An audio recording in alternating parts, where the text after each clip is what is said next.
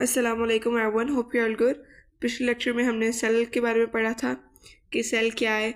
आज हम पढ़ेंगे सेल थ्योरी की वैलिडेशंस और इसके एक्सेप्शंस कि कैसे साइंटिस्ट ने रिस्पॉन्स किया उस बात पे कि तमाम ऑर्गेनिज्म सेल से मिलके बने हैं। सेल एक फंडामेंटल यूनिट ऑफ लाइफ है, सेल एक स्ट्रक्चरल और फंक्शनल यूनिट ऑफ लाइफ है। ये सेल थ्योरी का काम शुरू हुआ था 17th सेंचुरी से। 17th सेंचुरी से लेकर 19th सेंचुरी तक साइंटिस्ट जो है सेल थ्योरी पे बात करते रहे। सेल की जो बेसिक बात थी कि वो फंडामेंटल यूनिट ऑफ लाइफ है, इस पे साइंटिस्ट ने अपने अपने नज़रियात, अपनी अपनी थ्योरीज पेश की। सबसे पहले जो है ना, रॉबर्ट हुक एक ऐसा साइंटिस्ट था जिसने 1665 के अंदर ना एग्जामिन किया सेल थ्योरी। इसने अपने अंदाज से ऐसे पेश की।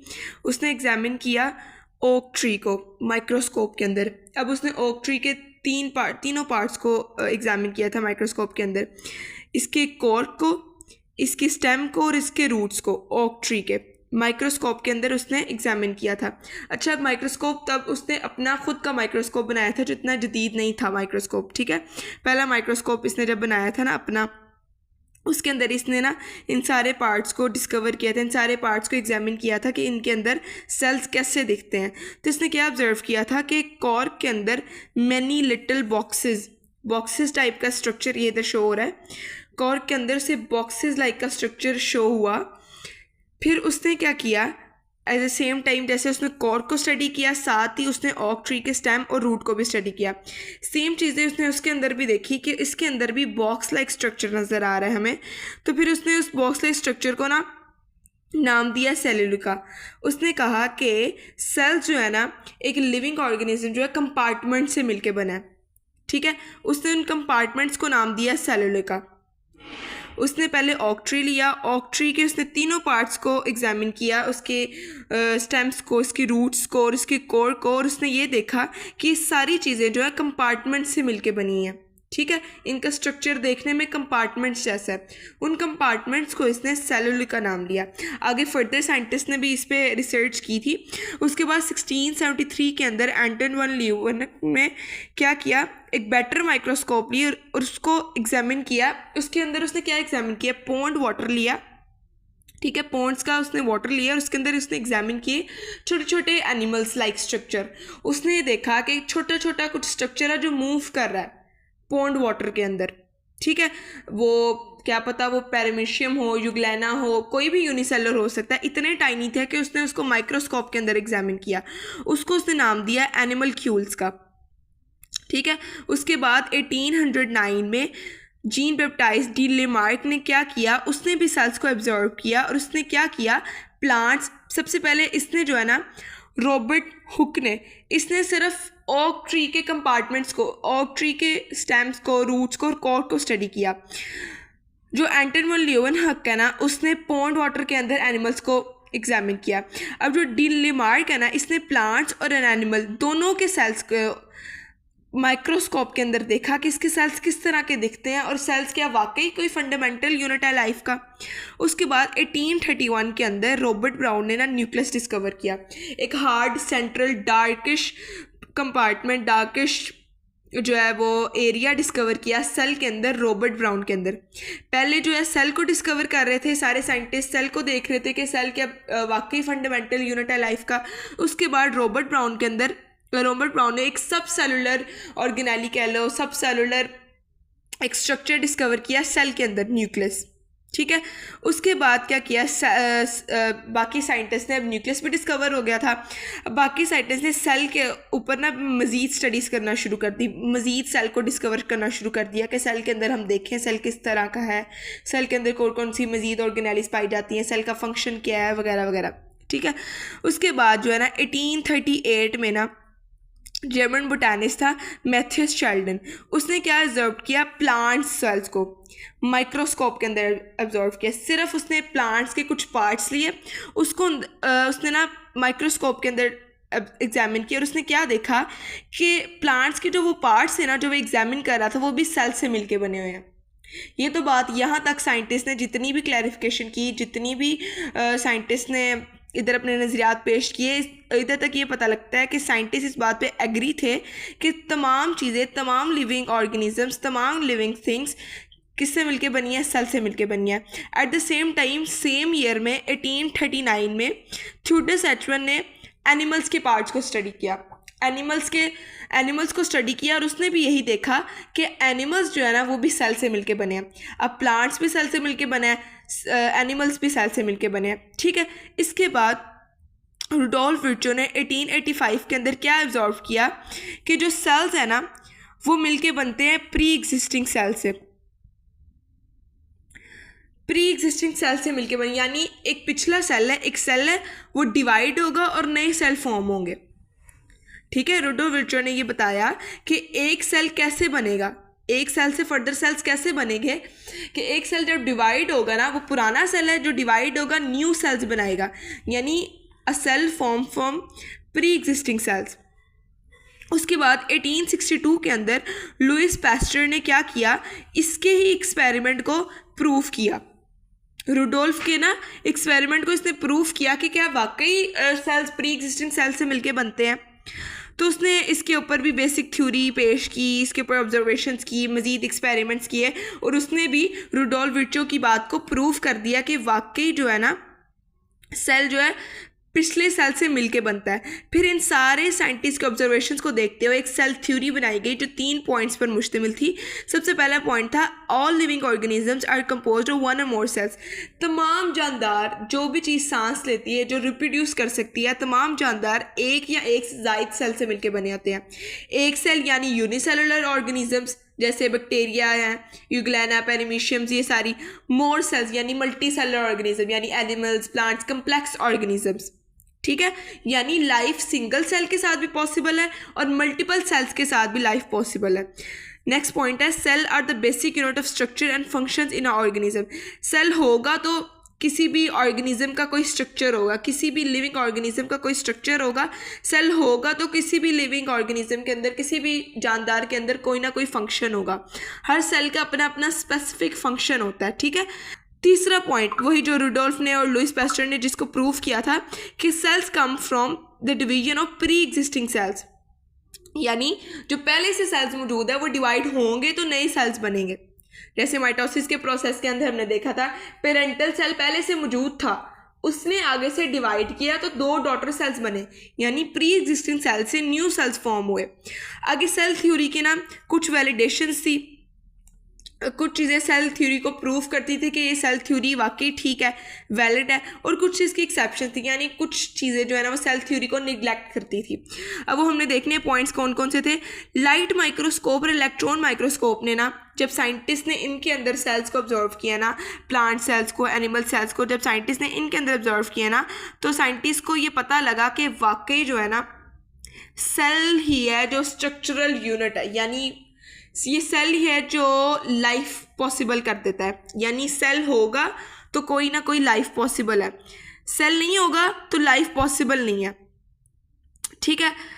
लाइट माइक्रोस्कोप इलेक्ट्रॉन में, क्योंकि इलेक्ट्रॉन माइक्रोस्कोप के अंदर हम सेल को बहुत ज़्यादा डिटेल के साथ इंटरनल स्ट्रक्चर्स डिस्कवर करते हैं सेल्स के, ठीक है। फिर हमें पता लगता है कि सेल्स अगर एक जगह एक सेल भी पड़ा हुआ ना तो वो भी अपनी लाइफ शुरू कर सकता है, जैसे यूग्लेना, पेरिमीशियम, ये सारे सिंगल सेल से मिलके बने हुए और वो है ना लिविंग थिंग्स।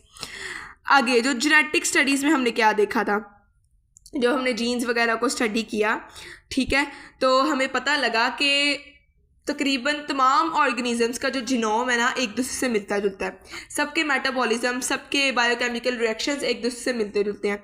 सिर्फ 0.1% का चेंज आता है सबके जीनोम के अंदर, ठीक है। तमाम ऑर्गेनिजम्स का जेनेटिक मेकअप तकरीबन एक जैसा है। वो मियोसिस के अंदर या मियोसिस के अंदर क्रॉसिंग ओवर या सिनेप्सिस के अंदर उनके अंदर थोड़ी बहुत म्यूटेशन हो सकती है, लेकिन ओवरऑल जो उनका जेनेटिक मेकअप है ना ऑलमोस्ट सेम होता है। 0.1% उसके अंदर ना थोड़े से चेंजेस होते हैं, ठीक है। इससे क्या पता लगा कि पिछले सेल से ही अगला सेल मिलके बनता है, ठीक है। ये भी सेल थ्योरी को ये बात प्रूफ कर रही है कि सेल थ्योरी वाकई ठीक है। आगे जो हमने डीएनए का सीक्वेंस पढ़ा, ठीक है, डीएनए का सीक्वेंस पढ़ा कि डीएनए का सीक्वेंस भाई किस किस तरह का होता है, जेनेटिक मटेरियल कैसा होता है, मेटाबॉलिक पाथवेज कैसे होते हैं, ठीक है। हमने इनको जब स्टडी किया ना तो उससे भी हमें पता लगा कि जो सेल है ना फंडामेंटल यूनिट है भाई लाइफ का। सेल के न्यूक्लियस के अंदर जेनेटिक मटेरियल पड़ा हुआ है, ठीक है, सेल चाहे तो डिवाइड कर सकता है, सेल चाहे तो म्यूटेशन हो सकती है उसके अंदर, ठीक है।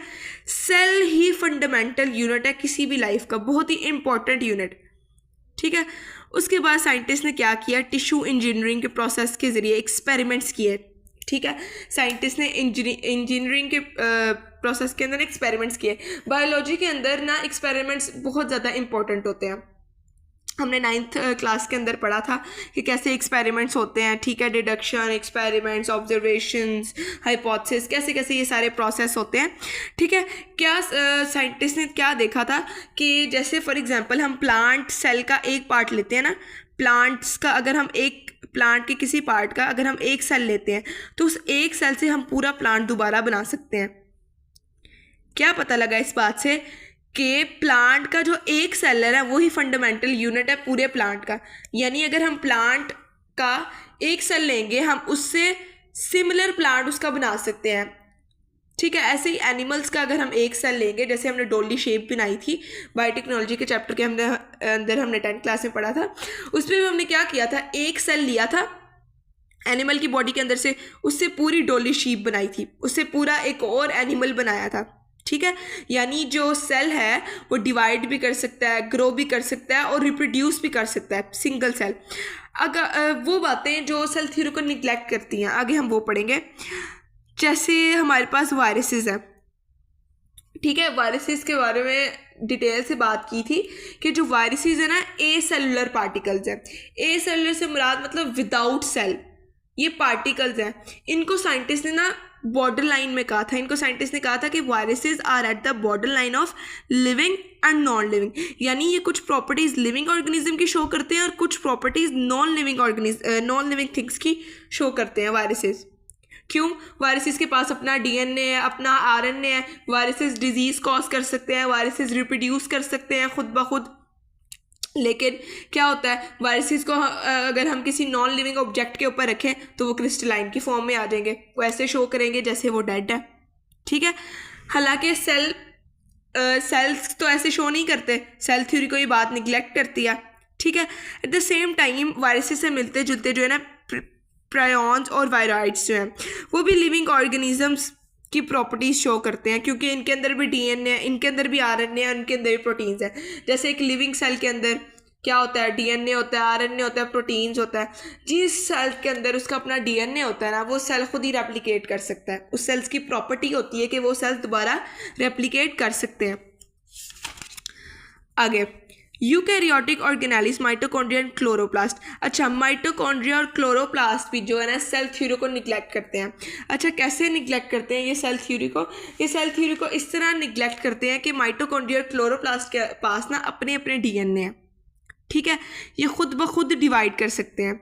साइंटिस्ट ने ना इस थ्योरी को कहते हैं हम एंडोसिम्बियोटिक थ्योरी, इसको हम कहते हैं एंडोसिम्बियोटिक थ्योरी।